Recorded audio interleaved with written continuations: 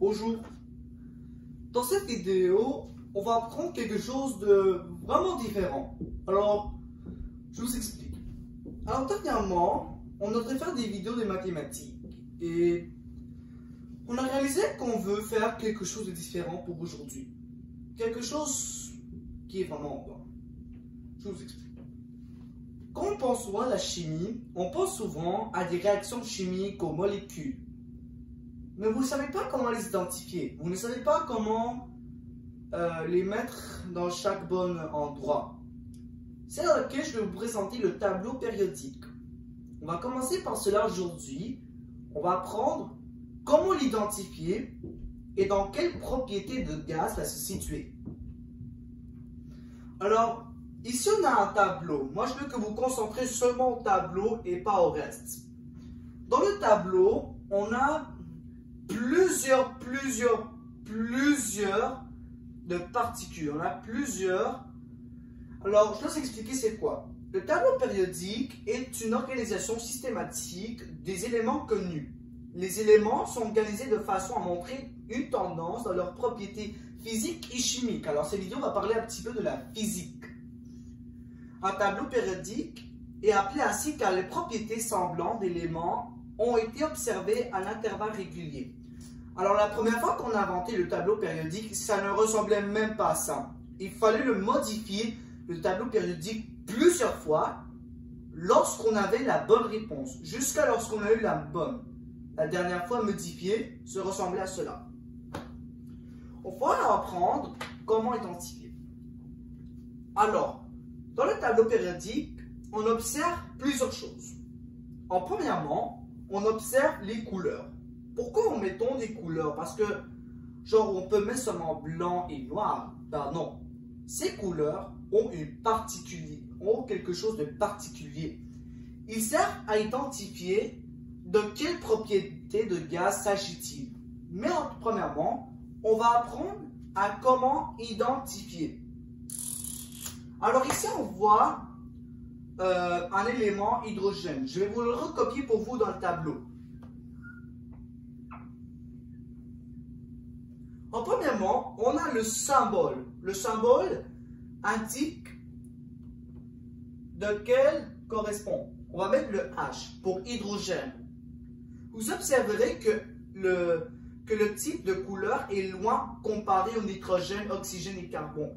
C'est parce que l'hydrogène est une exception dans le tableau périodique. Ensuite, on a le nombre d'atomiques. Alors, le nombre d'atomiques qu'on a dans l'hydrogène est 1. Ensuite, on a la poids atomique. On veut savoir de quel poids s'agit-il. Alors, c'est de 1,00794. Là, ensuite, j'ai mon nom. Il faut que j'identifie de quel élément s'agit-il. Parce que si on met cela à H, les personnes ne vont pas reconnaître. Alors, cela, c'est l'hydrogène.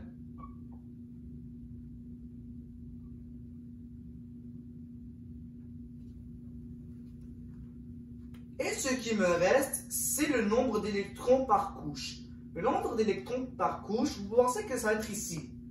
Ça va être généralement ici identifié en haut à la droite.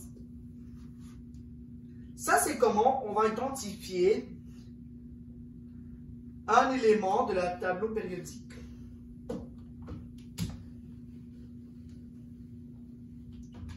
Là, on va apprendre de quel s'agit-il, les couleurs. Parce qu'on avait dit au principe que les couleurs, on pourrait mettre seulement blanc et noir et grand. Mais non. En termes généraux, ces couleurs ont un rôle particulier dans le tableau périodique. Il va servir sûrement à comment, dans quelle propriété de gaz s'agit-il. On va vous expliquer. Dans le tableau périodique, ceux qui sont en bleu pâle, comme l'aluminium, l'étain, le plomb, le gallium. Alors le gallium, c'est quelque chose qu'on voit surtout en YouTube. C'est comme une substance dans laquelle il peut détruire du métal. Ces types de gaz, on l'appelle des métaux post-traditionnels. Alors, tous ces gaz, ce sont des métaux post-traditionnels. Transitionnels, désolé. Maintenant, on voit que le tableau, au milieu, il est couvert de bleu foncé. Ce sont des métaux de transition. Mais on observe en bas qu'il y a ces deux parties. Celui qui a comme un peu du turquoise, c'est du lanthanide. Ce sont des gaz dans lesquels quelques-uns peuvent être toxiques ou radioactifs, ça dépend. Celui qui sont ici, comme le beryllium, le magnésium, le calcium, les vitamines qu'on mange chaque journée, ce sont des métaux terrestres alcalins. Alors, ce sont des minéraux qui sont alcalins. Il faut se rappeler que il y a l'acide, le neutre et l'alcalin. L'alcalin, on peut aussi, il y a un autre nom, on peut l'appeler la basique. Je me rappelle pas comment ça s'appelle, je vais vous les écrire dans le commentaire. Le rouge comme le bore, le psyllium, l'arsenic, la timoine, ce sont des métalloïdes. Ceux qui sont en blanc, comme le lithium qu'on trouve dans les batteries, le sodium, le potassium, le rubidium, le césium et le francium, ce sont des métaux alcalins. Mais là maintenant, pour les oranges. Dans les oranges, on trouve l'hydrogène, le carbone, le nitrogène, l'oxygène, un des éléments les plus reconnus de la planète et qui sont vraiment essentiels dans la planète. Ceux-là, ce sont des métaux, ce sont d'autres non-métaux. Cela étant dit que ce sont des gaz qui ne sont pas métaux. L'halogène. L'halogène, c'est la partie verte, l'halogène, comme le fluor, le chlore, le brome, l'iode et l'astate. L'actinide.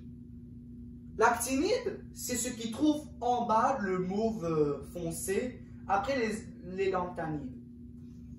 Alors ces gaz-là sont vraiment dangereux. Ce sont des éléments qui sont radioactifs.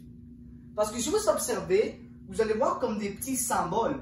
Tout cela, ce sont des éléments radioactifs.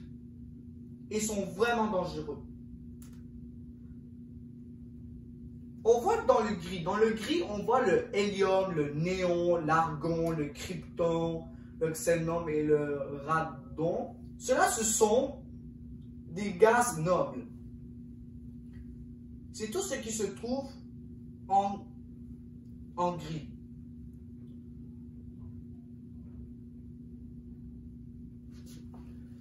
Ensuite, on va maintenant identifier les symboles. De quel symbole s'agit-il? Les éléments radioactifs, c'est le symbole. Si vous voyez dans le tableau périodique un petit symbole comme ça,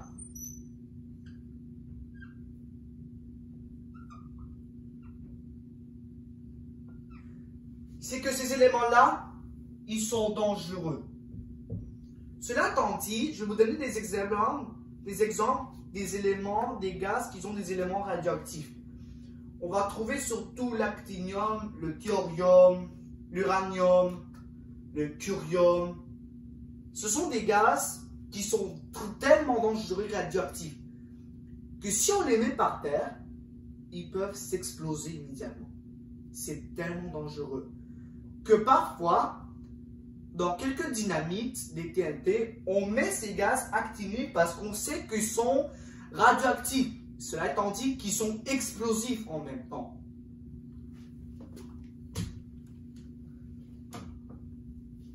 Maintenant, vous trouverez dans votre tableau qu'il y a des des petits verres en chimie. Ce sont des éléments synthétiques. Ce sont des éléments dans lesquels ils peuvent être liquides ou gaz. Parce que dans les gaz, on peut trouver des gaz liquides, solides ou gazeuses et visqueuses en même temps.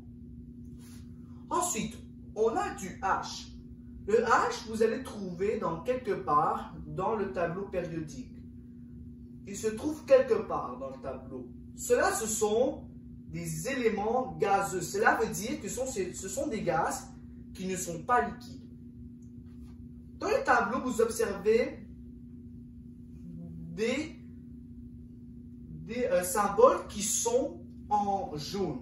Ce sont des éléments liquides. Cela étant dit que ce sont des gaz dans lesquels ils sont liquides comme de l'eau. Ils peuvent être acides ou alcaciens ou alcalins. Dans le tableau périodique, il y a deux gaz qui sont liquides. Il y a le mercure et le brome.